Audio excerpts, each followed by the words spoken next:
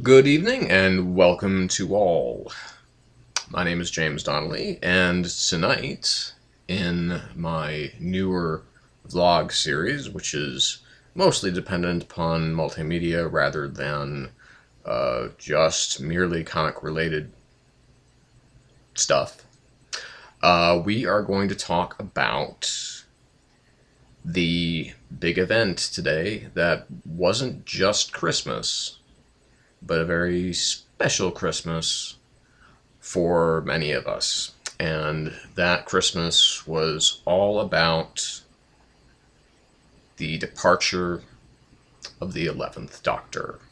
That's right. I'm talking about the Christmas special for 2013,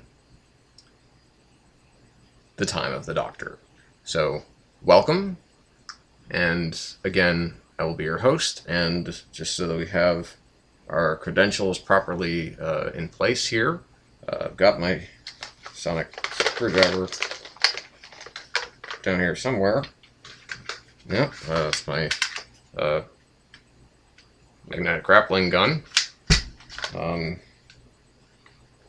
think this is it's my phaser. Ooh. Turn that on stun.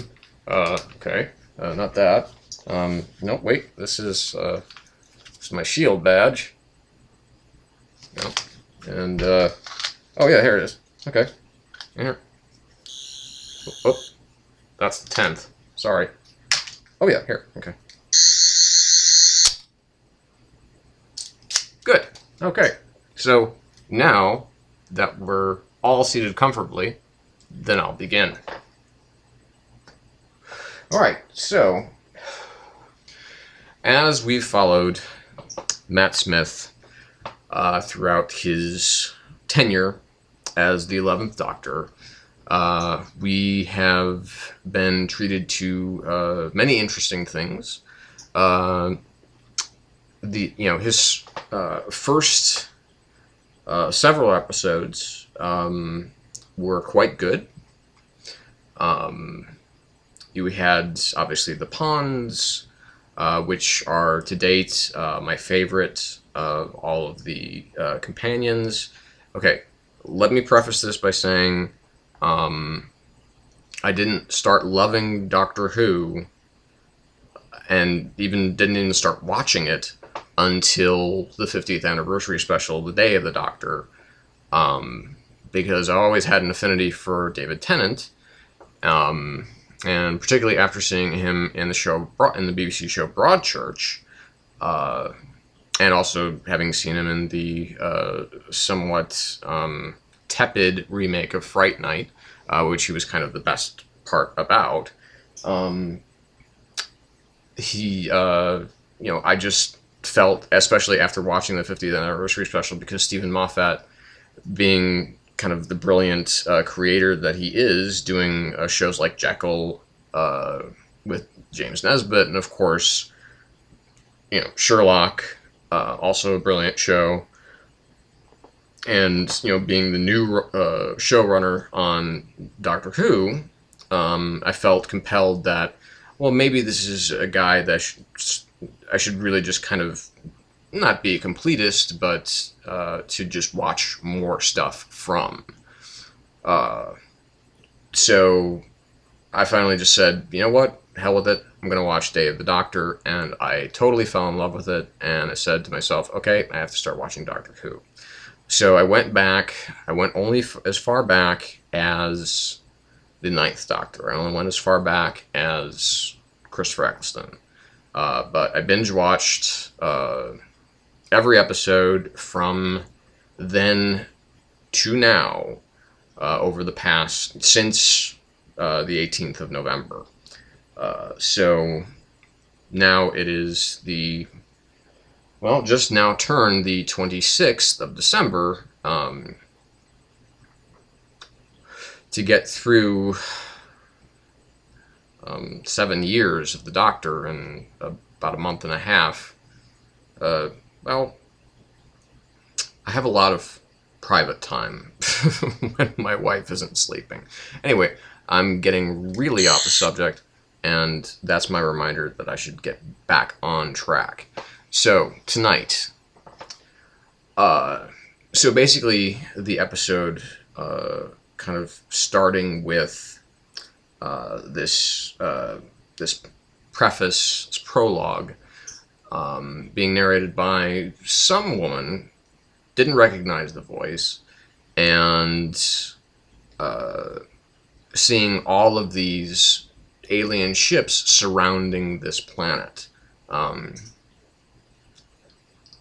And then we go back to see the Doctor in his TARDIS, and he's got a new friend of sorts in the form of a Cyberman's head, which has the kind of AI of the Cybermen, but just not the upgradability. Just basically not the evil of the Cybermen. He's just more an intelligence, rather than a malevolent intelligence. And he gets a call to his phone box, and of course it's Clara Oswald. Oswald. I keep wanting to say Oswald. I don't know why, but it's Oswald. And she is needing a boyfriend, basically for Christmas dinner. Her parents and her grandmother are coming by, and she has invented a boyfriend so that apparently they won't kind of get on her about not having a boyfriend. And so asks the Doctor to come on by, to drop on by. And when he shows up to see her and invites her, and she goes in the TARDIS, he is completely naked, because he needs to go to church. What does this mean?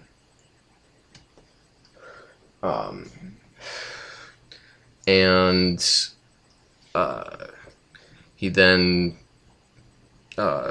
basically takes this, he puts on a holographic interface that establishes on Clara's visual cortex that he is indeed wearing clothes, even though he's still naked. So when he actually pops into the house with the Oswalds, with her mother, her father, and the kind of tipsy grandmother, he's shaking hands, and they are all looking at him very strangely, particularly the tipsy grandmother, who seems to be kind of maybe a little bit excited to see him. But of course, then he realizes that he has not established clothes on their visual cortexes, so he is appearing naked to them. So they step out, take the turkey that Clara has been making, because it's just not coming up right, and basically puts it in the TARDIS and to cook. And so then they leave, because obviously TARDIS is a time machine, so they can pop right back to where they were and not have to worry about them wondering, well, where have they gone? So when they do finally arrive back to this mystery planet, the Doctor asks Handles to basically to identify the planet, and as he looks at it, as Handles looks at it, he identifies it as Gallifrey. Now, of course, in the Day of the Doctor, it does very much seem like that Gallifrey was indeed saved by the Doctor, by the 13 Doctors, during the Time War. And so are they back, or are they not? Because the Doctor definitely recognizes his home, and that is not his home. And they are invited onto the ship of the Papal Mainframe, who we saw back with River, as in kind of her introduction into the 11th's world. And I can't remember the name of the episode, but of course it was, kind of our introduction, our larger introduction into the Weeping Angels. They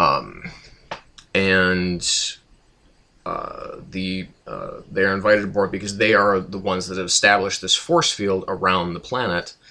That it's because all of these alien ships, all these different races, there are Cybermen, there are Daleks, there are Sontarans, there are Sycorax, there's everything. They're all there.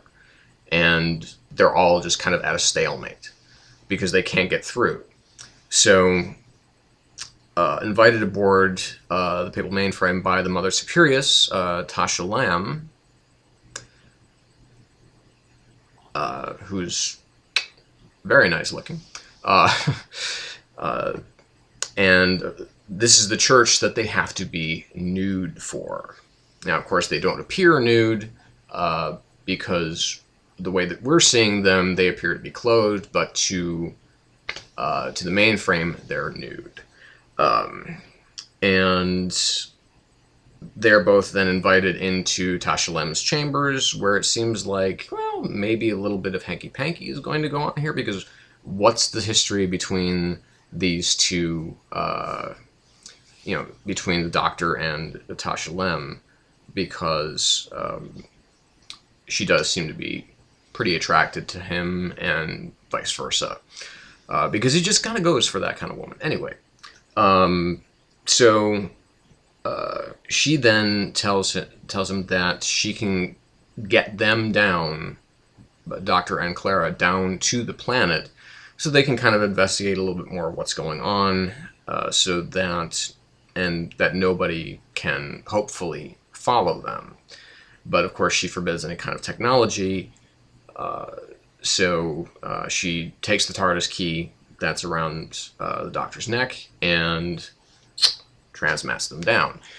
Now, and as we are soon revealed, there is a truth field in this small little town. Of course, it's snowing, and they meet a couple.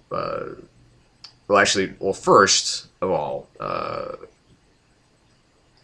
the Doctor removes his hair. He is completely bald underneath, and he's wearing a wig that has a spare TARDIS key so that he can call down the TARDIS. And again, they find themselves, in this small town, and it's a town called Christmas, and there's a truth field, and there's some hilariously funny bits there, because this episode being written by Stephen Moffat is always going to bring some really charming, clever moments into it. So the couple that they meet, they do identify the town being called Christmas, and they identify the planet as being Trenzalore. So, of course, as we all know, this is the future. This is the gravesite for the Time Lords. So, as we learned in the name of the Doctor, Trenzalore is a place that's not good to go to. And basically, they see the crack in this one home. They see the crack that has gone all the way back to Matt's first appearance or the 11th's first appearance. The tear in the fabric of reality. And there is something calling from behind it, as always, and it's Gallifrey. It's the Time Lords. And he, of course, alternately wants and does not want to see if this race, if it's really them. Because ultimately, if he speaks the answer to the unanswerable question, which is Doctor Who, if he speaks his name, he will identify himself. He will identify himself to the Gallifreyans, to the Time Lords, and they will break through, and that will start the Time War anew. Possibly, or almost. It's almost certain that they would. And then we have the big talk about regeneration. Now, the lore of Doctor Who and of the Doctor is that the Time Lords are only allowed 12 regenerations. That there cannot be any more Doctors after this Doctor, because he's used all of his regenerations. Even though there's only been technically 11, as far as the ones named the Doctor, there was, as he goes on to explain, there was the War Doctor, who was John Hurt, which is people kind of refer to him as Doctor 8.5, and then there is 10.5, which was when the 10th Doctor used his regenerative abilities to regenerate from his own hand, his own severed hand, which he lost in David Tennant's first appearance as the 10th Doctor. So he's used, so those two have counted. So this version of him is the final form. And the rules, that's the rules. And they can't be broken, right? So as we go along, we see that, firstly, the Doctor does send Clara back to the TARDIS, and of course sets it to take her directly home, because he does not want her to stay because of those rules. And so he stays in the town called Christmas to basically stop any of the potential confrontations. We do have particularly fun bit with a wooden Cyberman. We do have fun with a bit of fun with the Sontarans, and we do have so he's there. He stays there, and the people love and adore him. They think that they really think that he's their hero. And because he is keeping this war in check by not revealing his name and not allowing any of the other alien races to try and exploit this crack. It seems kind of silly calling it that, but anyway, so the TARDIS does eventually reappear, but it is 300 years later, and the Doctor is an old man. So we have Matt Smith in kind of this old man makeup. His hair's going pretty gray, though it's still magnificently coiffed. And Clara is, hasn't really missed him per se, because she doesn't seem to have been gone for too long, but she is very aware that the Doctor has been there for quite some time. And so when push comes to shove and they go back to the Pickle mainframe to find out what's going on there, they find out that he's indeed stepped into a trap of sorts. And there's a wonderful moment with Tasha Lem where the dogs are able to kind of take that human form where they're their eyeball is emitting from a human forehead, and she even tells the doctor that she died screaming his name, and then but she doesn't realize that she has indeed died, and of course she fights it, and it's a wonderful moment for her and for the doctor, because she does fight the Dalek inside of her and win. And she's able to send them back again. And Clara has the doctor make her a promise that he will never send her away again. And of course he promises that, but she forgot the first rule of the doctor, and that's the doctor lies. And naturally, the TARDIS is sent back to her. The TARDIS sends her back, and then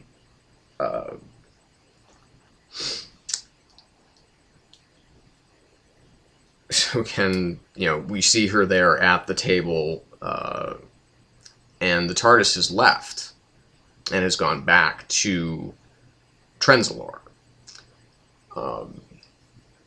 But the battle has escalated. More aliens are, more villains are landing. We do have a bit kind of before with the Weeping Angels. That's because those are they're really fun monsters to play with, because they're just so goddamn creepy.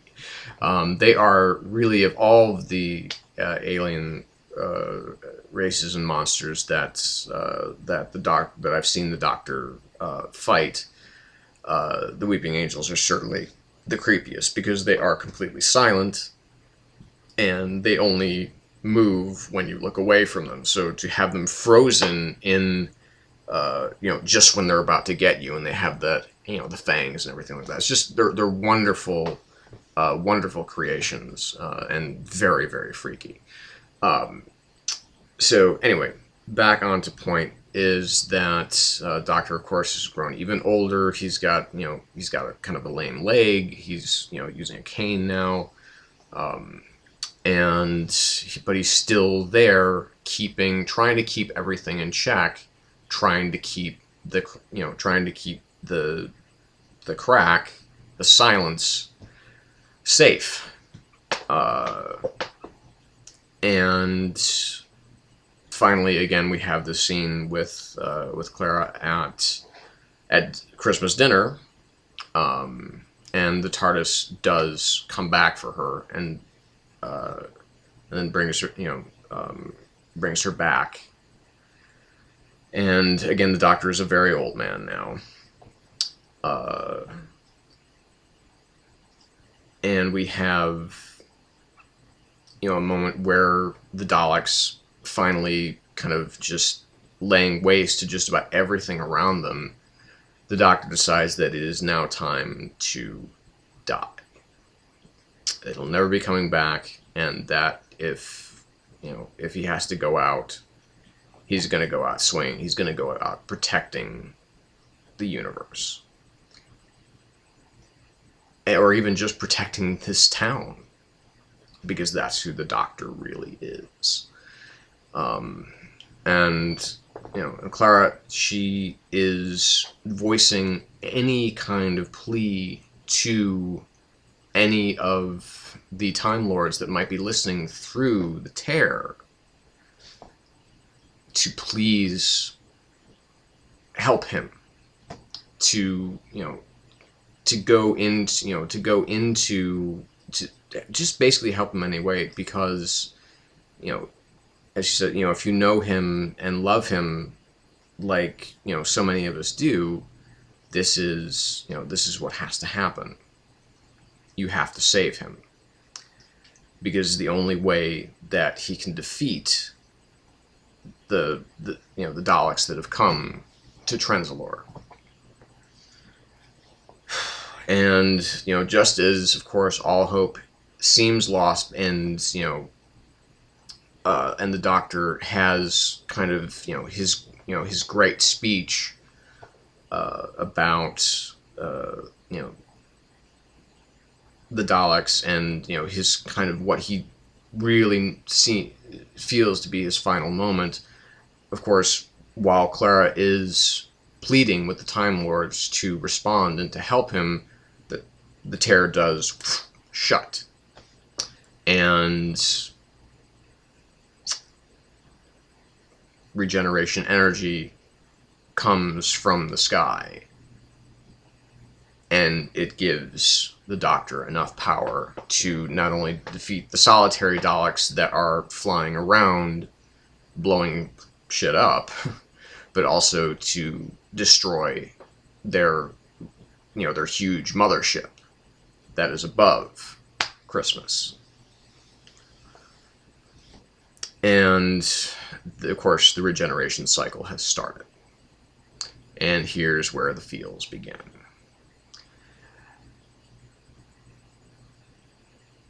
And as he is slipping away, we do see the first person that he ever saw when he climbs out of his crashed TARDIS, and that, of course, is the young Amelia Pond. And then, just moments later, we see Amy Pond as we remember her. We see Karen Gillan. And the interesting thing here, well, I'll get to that in a minute. But of course, in just a few moments, just as Clara, of course, is crying and pleading with him not to change, and he's saying that he will remember all of the days of this life that he has had, because he is now young again. He is now the young Matt Smith again, not the old man that he was while he's in his regeneration cycle. And she pleads with him one last time to not go, and he has, again, this extraordinary scene where he promises that, he will he will remember everything. But we don't know if he's talking about himself in this version of himself, or whether or not that will be something that will come, that he will remember as he changes. And then we have the 12th Doctor. We have Peter Capaldi, the great Peter Capaldi, and he's got new kidneys, and he doesn't like the color. And of course, as what is, I think, is now standard policy, is the TARDIS is crashing. And, he tells Clara not to worry, but then also asks, by the way, do you perhaps know how to fly this thing? And then we have to wait until 2014 to find out how that goes into the 12th Doctor. Will he get a new sonic screwdriver? Will he have to rebuild the TARDIS? What will Peter Capaldi be like? Now, so let's actually go on and talk about, instead of just going over the points of the episode, let's talk about what the episode was like. First of all, it's beautifully done. Obviously, the budget since the 11th Doctor started has grown seemingly exponentially. The creatures look better, the effects look better, just from a more almost, kind of a widescreen cinematic standpoint, the show looks better than it ever has in all of its years. And that's not just thanks to the technology, but also thanks to the legions of fans, kind of like myself. I mean, I would not I would call myself kind of a semi-Whovian, because there are true Whovians. There are people who watched it from the beginning, or at least went back to watch it from the beginning. And then there are people like me who just kind of started with the modern era of the Doctor. And that's, I'm not denying that. You can call me whatever you want, but, this is about me being a huge fan of the modern era Doctors. I've loved them all. David Tennant, admittedly, has been my favorite of the three, or four, counting John Hurt. But the thing about this episode is that while it hits every beat that it needs to be a complete story, it didn't really hit those moments for me. There was nothing that I thought was really extraordinary about this finale for this character, because it does seem to really kind of leave things, there's nothing definitive here. Because for instance, just going back again to Chris Eccleston, there is an element of finality there, that he has just that he's just defeated the Daleks, and he has to save Rose by absorbing the energy of the TARDIS back into himself and then starting to regenerate. So there is a sense that a great triumph has just occurred, because this is a threat that's been looming over the whole episode. Because this is a very quiet episode. And there's nothing wrong with that. But to me, when a new Doctor is arriving, now, I mean, the louder episodes, of course, really with, episodes, because we just had, at least in recent memory, we've had two really big episodes. Obviously, the biggest being the Day of the Doctor, which was quite big and quite loud and quite extraordinary. And then we had the Name of the Doctor, which also, you felt, with, kind of the,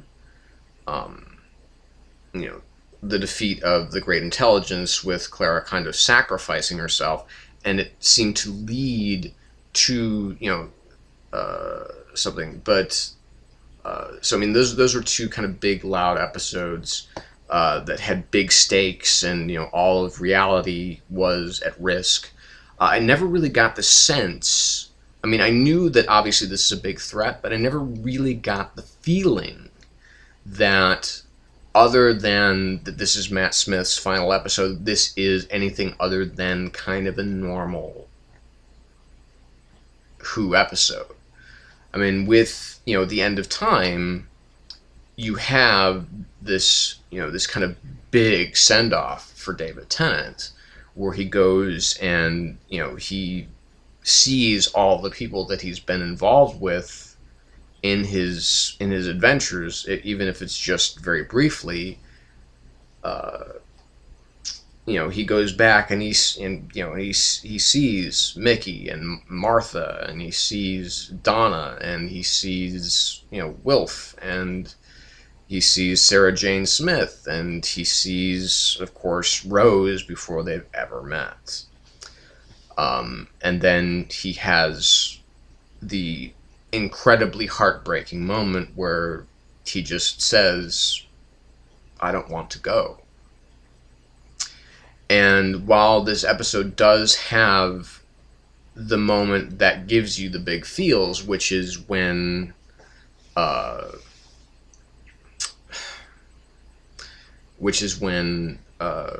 to me, was the moment where Karen Gillan stepped onto the TARDIS, even only in the Doctor's mind, and says, "Raggedy Man, goodbye."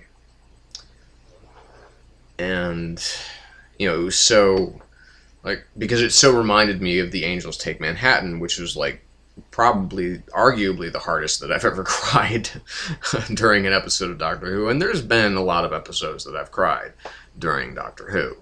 But that was just, I mean, it was so heartbreaking for me because I love the Pawns so much.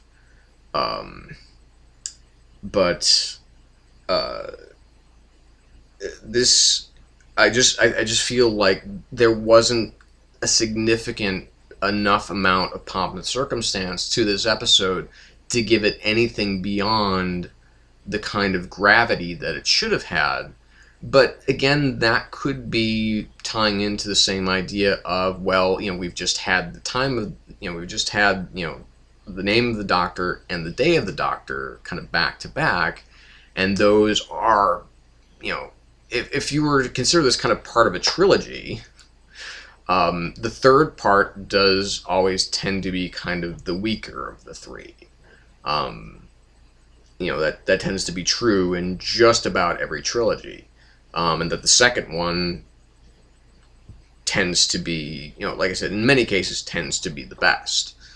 And of course, Day of the Doctor is just an extraordinary piece of entertainment.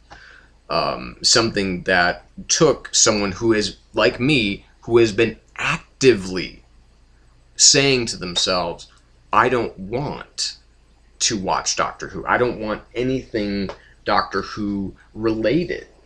I don't want to read the comics. I don't want to see the show. There's nothing about it that screams to me, I need to watch this show. But now,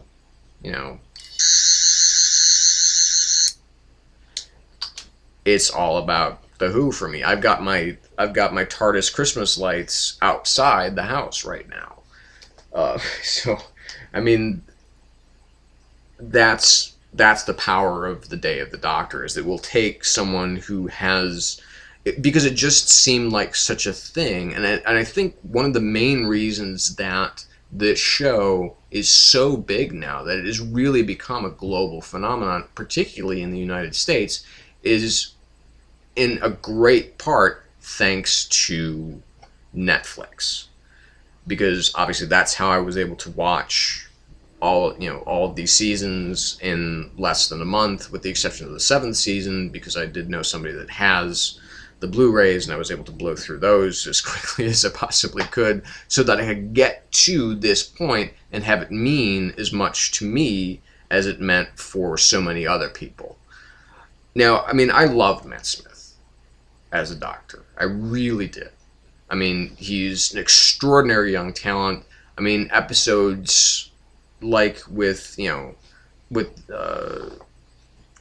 Almost People and that two-parter, and A Nightmare in Silver, and The Doctor's Bride, the Neil Gaiman episodes.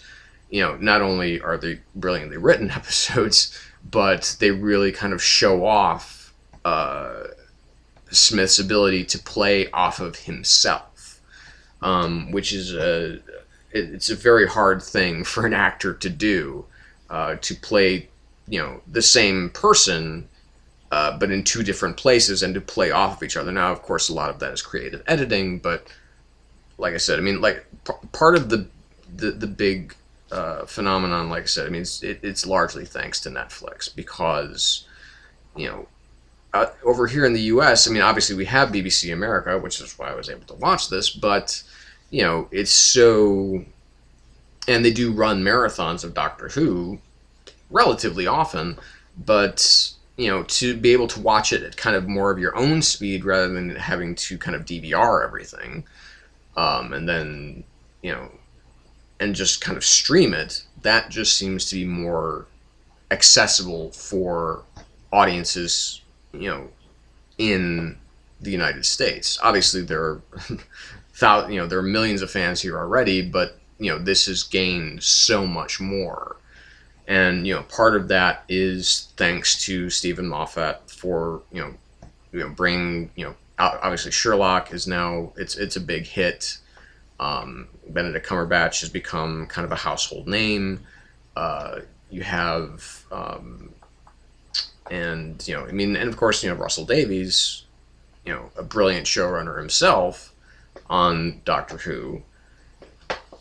But you know, so I mean, I've really enjoyed my time with Matt Smith as the Doctor. I mean, if I were to name, unfortunately, if I were to name my least favorite companion, it would be Clara, because while being the Impossible Girl and having a really interesting story arc, I just don't find myself terribly invested in her character.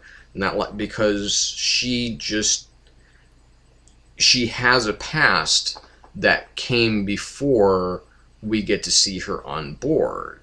And even though, of course, that past is both the Doctor's past and the future, as we find out in the name of the Doctor, why she is the Impossible Girl, you just kind of get the sense that we just don't really know her that well, because not as well as we've gotten, because we've never seen any other part of her life.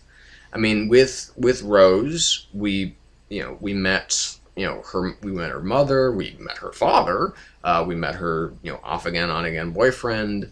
We met other people from her life. With Martha Jones, there was obviously a pretty decent element of family in there, even if they weren't omnipresent like the Tylers were. They were definitely part of who Martha was. And then, of course, Donna Noble, and then there's Wilf. Being such a big, ending up kind of being such a big part of the show after Donna has to split. It's just there's so much there with those companions, and also, like I said, like exceedingly so with the pawns. And so Clara, to me, just she's very spunky, she's incredibly cute, she's very she's a good, strong character, but it's like I'm aware of that, but I'm not feeling that connected to her. So when she's in pain, I don't tend to feel that pain the same way that I would with a Rose or a Donna or a Martha or an Amy or a Rory. So it's just, she's kind of, and it's not that Jenna Coleman is a bad actress at all. It has nothing to do with her. She's quite good. But like I said, it's just that there's something lacking there. And I don't know if any of you out there also feel that, but that's part of it. So, like I said, I mean, it's a really good episode. I would say this is if this had been a normal episode, just a regular, just in the run of the series, that this was a regular episode, not a big event, I would say this is probably about a 4. It's probably about a 4.5. Maybe even a 5 out of 5, because I did like the fact that it was quiet. But I felt that this needed just something more. It needed, it needed to have more punch. It needed to have more of an idea of, okay, here's the threat. This is how it's presenting itself. And, so that the falling action to this episode isn't quite so rapid. It's just like, okay, well, he's got the regeneration powers back, so we know he's not going to die, and that the Doctor isn't going to, that his life isn't over, and that, and that it's all over in like, it's all over in like 3 minutes. And so it's like, okay, interesting. So I mean, from climax to falling, so from climax to falling action was like, where episodes like this, and then you've got, this, here's the climax, and then, here's the falling action. So I mean, it's just from a structural standpoint, I had some problems with it. I mean, there's nothing wrong with it from a performance standpoint. Matt was, kind of brilliant in this episode. And of course, I'm really looking forward to Peter Capaldi being the new Doctor, to have somebody who is older again, because we had kind of these young, attractive doctors for the last several doctors. And to have kind of an older one that's not, like instantaneously like, ooh, I got to get with this guy. Doesn't have the Eccleston, McGann, Tennant, Smith kind of attractiveness. So I mean, we have, and Peter Capaldi's such a great actor, and of course, it is hard mentally to distance yourself from Malcolm Tucker, and just you want, it's like a friend of mine tweeted to me that it's like, okay, well, the doctors have had these taglines, it's like with the 10th Doctor we had Allons-y, and with this, and with the 11th Doctor we have Geronimo, and with with the 12th Doctor you kind of want it to be okay, fuckity bye, because that would be hilarious, but obviously that's never going to happen. So I'm very much looking forward to the days ahead. This is a good place to break, to prepare us for what's coming next. I just wish that it had been stronger. So this to me was, I would say, a 4 out of 5 on that scale. So, this is the first time I've ever reviewed something Doctor Who related on my vlog here. So if you're new here, please feel free to subscribe. I do talk a lot about TV shows, films, occasionally comic books now. I did a lot of talking about comic books in the past, and then I kind of resigned for a while from YouTube. Not so much that my videos weren't getting a lot of hits or anything like that, but the length of these, this is kind of the length that you can expect, okay? Because I do go on. I like to talk. So, if you're new here, please subscribe. Thanks so much for watching. I know that, some of you might be very new to me if you come by. But I appreciate you coming by, and thank you for coming by, and thank you for watching. Thank you for sticking with me for this long. We're 47 minutes and 30 seconds into it, so I don't edit. So that's it. So please feel free to leave your comments. That's what this community is all about. YouTube is about commenting and letting people know what you think. Try and be respectful if you're new here. I don't like, people that just come on and say horrible, mean things. So don't do that. Just be cool, and I'll be cool back. If you have a channel that you think that I should subscribe to, that's your own. Post it up, subscribe to me, and more than likely I'll subscribe to you right back.